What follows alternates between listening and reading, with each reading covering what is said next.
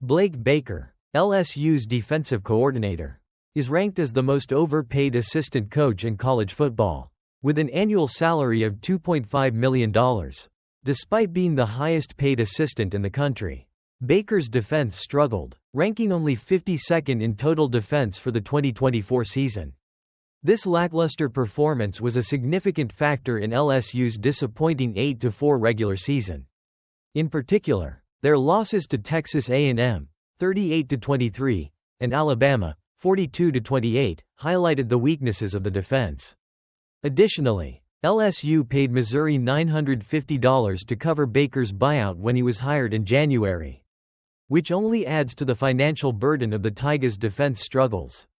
Given that LSU has invested heavily in Baker, his defensive unit's performance in critical games has been a major source of criticism from fans and analysts alike.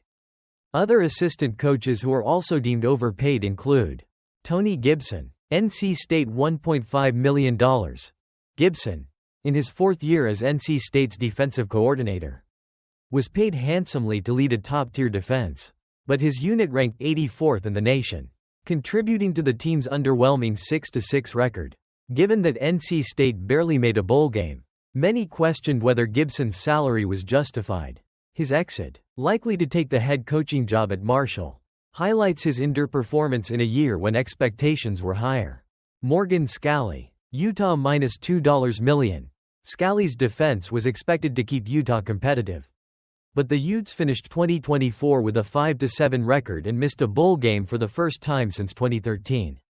Despite being named coach in waiting for when Kyle Whittingham steps down, Scalley's defensive performance this season was disappointing, with the team failing to meet expectations.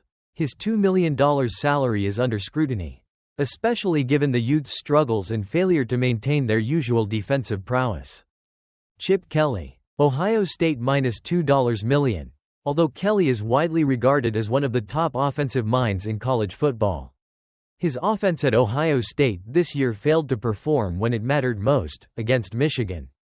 Despite having a highly talented roster, Ohio State's offense was unable to produce in their loss to Michigan, scoring only 10 points. For a team with championship aspirations, Kelly's $2 million salary and inability to win the big game has placed his position under scrutiny, particularly after this disappointing result.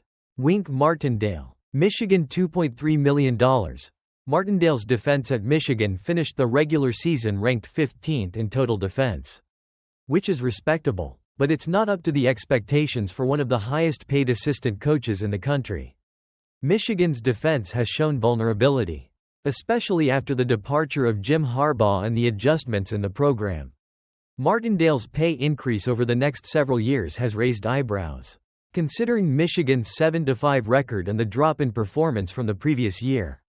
Despite this, Martindale's defensive unit's performance against rival teams, including a win over Ohio State, helps mitigate some of the criticism surrounding his pay.